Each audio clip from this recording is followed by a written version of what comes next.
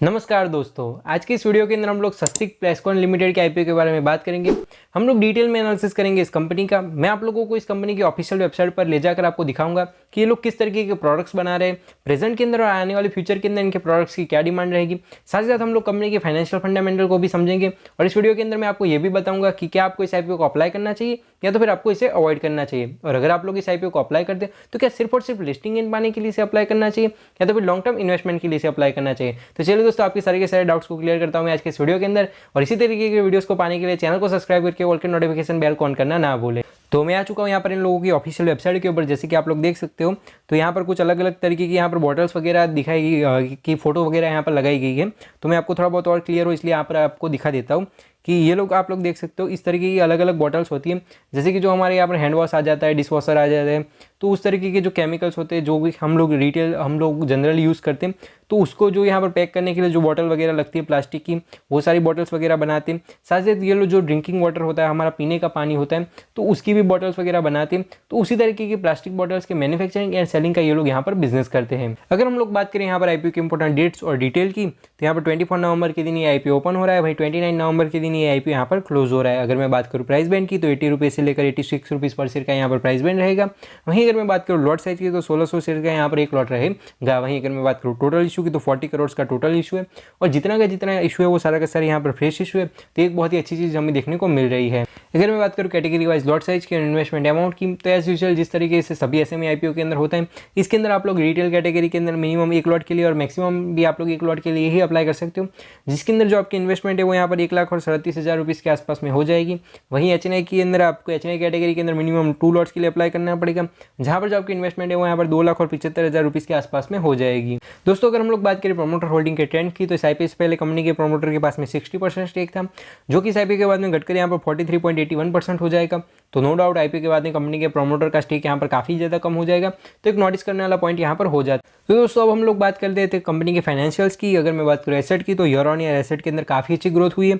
Almost पिछले 3 सालों के अंदर जो इनका एसेट्स है वो यहाँ पर ऑलमोस्ट डबल हो चुके हैं। तो एक पॉजिटिव चीज़ हमें देखने को मिल रही है। और एज ऑफ नाउ कंपनी के पास में कुछ 54 करोड़ के टोटल एसेट्स हैं। वहीं अगर मैं बात करूँ इनके रेवेन्यू की, तो ईयर ऑन ईयर रेवेन्यू के अंदर भी काफ़ी अच्छा ग्रोथ है। वहीं अगर हम लोग बात करें यहाँ पर इन लोगों के प्रॉफिट आफ्टर टैक्स की, तो 2021 के अंदर कंपनी ने यहाँ पर 7 लाख का प्रॉफिट बुक करा था, जो कि बढ़कर 2022 के अंदर यहाँ पर 13 लाख का हो गया। फिर 2023 के अंदर कंपनी ने यहाँ पर 3 करोड़ और 2 लाख का प्रॉफिट बुक करा है। मतलब कि आप लोग समझ सकते हो भी कंपनी की जो प्रॉफिट ग्रोथ है वो हमें काफ़ी ज़्यादा अच्छी देखने को मिल रही है। और मार्च के अंदर जैसे ही फाइनेंशियल ईयर खत्म हुआ, तो वहाँ से लेकर सितंबर के बीच के अंदर भी इन लोगों ने 3 करोड़ और 82 लाख का प्रॉफिट बुक करा है।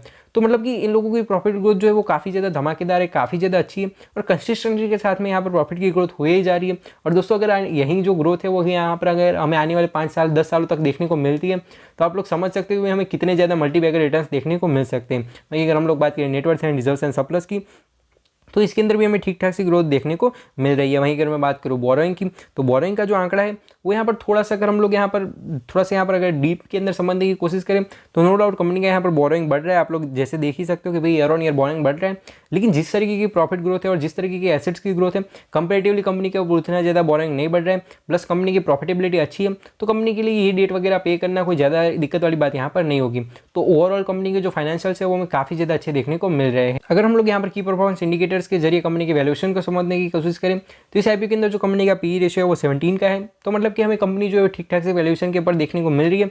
जब हम लोग पेयर कंपैरिजन करेंगे तब हम लोग इसकी वैल्यूएशन को थोड़ा बहुत और अच्छी तरीके से समझ पाएंगे। अगर हम लोग बात करें कंपनी की मार्केट कैप की, तो 69 करोड़ के मार्केट कैप के साथ में एक बहुत ही छोटी सी माइक्रो कैप कंपनी है। वहीं अगर हम लोग बात करें डेट टू इक्विटी रेशियो की, तो 0.79 का इन लोगों का डेट टू इक्विटी रेशियो। तो कंपेरेटिवली ये रेशियो में थोड़ा सा अच्छा देखने को मिल रहा है कि भी कंपनी के ऊपर कोई ज़्यादा डेट यहाँ पर नहीं है। वहीं अगर हम लोग बात करें अर्निंग पर शेयर की, तो 4.99 रुपीज़ की इन लोगों की अर्निंग पर शेयर है। तो ये भी हमें अच्छे से देखने को मिल रही है। वहीं अगर मैं बात करूँ रिटर्न ऑन नेटवर्थ की, तो 15% की इन लोगों की रिटर्न ऑन नेटवर्थ है। तो ये भी हमें डिसेंट सी देखने को मिल रही है। अगर हम लोग यहाँ पर इस कंपनी का पेयर कंपैरिजन करें, तो हमें यहाँ पर इस कंपैरिजन के अंदर एक ही लिस्टेड कंपनी बताई गई है और दोनों का ही जो पी रेशियो है वो यहाँ पर सेम है। तो मतलब कि हम लोग ऐसा बोल सकते हैं कि ये लोग जब आईपीओ लेकर आए तभी उन लोगों ने जो यहाँ पर उनके सेक्टर की दूसरी कंपनी थी उसकी जो वैल्यूएशन चल रही थी उसी वैल्यूएशन के ऊपर ये लोग भी अपना आईपीओ लेकर आ गए हैं। लेकिन दोस्तों, मजाक से हट के ऐसा नहीं होता, फाइनेंशियल्स के अंदर सभी चीज़ों को ध्यान में रखा जाता है। तो हम लोग एक डिसेंट सी और अच्छी सी वैल्यूएशन बोल सकते हैं। यहाँ पर कंपनी बिल्कुल भी ओवर वैल्यूड नहीं है, आप लोग इस बात को ध्यान में रखना। अगर हम लोग बात करें ऑब्जेक्ट्स ऑफ द इशू की कि भाई ये लोग यहाँ पर आईपीओ लेकर क्यों आए, तो इन लोगों ने बहुत ही ज़्यादा इंटरेस्टिंग और बहुत ही ज़्यादा अच्छे रीजंस यहाँ पर दिए हैं। सबसे पहले तो यहाँ पर वर्किंग कैपिटल रिक्वायरमेंट और थोड़ा बहुत फंडिंग एक्सपेंडिचर्स की जरूरत पड़ गई है, क्योंकि ये लोग जो है वो अपने यहाँ पर एक सोलर प्लांट यहाँ पर सेटअप करना चाह रहे हैं और इन सभी चीज़ों को यहाँ पर इन लोगों ने मेंशन किया है। साथ ही साथ ये लोग अपने बिजनेस के अंदर काफ़ी ज़्यादा अच्छे अच्छे इन्वेंटरीज वगैरह लाकर कुछ अच्छे अच्छे काम करना चाह रहे हैं। तो ये सब इनको रीज़न बताए। तो आईपीओ के पीछे का जो रीज़न है वो भी हमें काफ़ी ज़्यादा फेयर देखने को मिल रहा है। तो दोस्तों हम लोगों ने यहाँ पर डिटेल में एनालिसिस करा स्वस्तिक प्लेसकॉम टेक्नोलॉजीज लिमिटेड के आईपीओ का। अगर मैं बात करूँ मेरे पर्सनल ओपिनियन की, पर्सनल मुझे कंपनी काफ़ी ज़्यादा अच्छी लगी। कंपनी के फाइनेंशियल फंडामेंटल भी अच्छे, कंपनी के वैल्यूएशन भी काफ़ी ज़्यादा फेयर है और ये जो कंपनी का यहाँ पर प्रॉफिट का ग्रोथ है, जो प्रॉफिट का परफॉर्मेंस है, अगर आने वाले सालों के अंदर यही परफॉर्मेंस बना रहा है तो हमें काफ़ी ज़्यादा अच्छे मल्टीबैगर रिटर्न्स देखने को मिल सकते हैं और आप स्टॉक को लॉन्ग टर्म के बारे में भी सोच सकते हो। तो बस ये कुछ बातें थी जो मुझे इस वीडियो के अंदर रखनी थी। आई होप कि आपके सारे के सारे डाउट्स क्लियर हो गए होंगे। मैं मिलता आपको ऐसे वीडियोस के साथ, तब तक के लिए बाय बाय, जय हिंद, वंदे मातरम।